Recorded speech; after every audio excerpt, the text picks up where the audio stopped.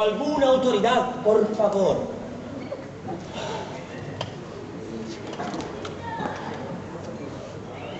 Presidente. Sí, un momento.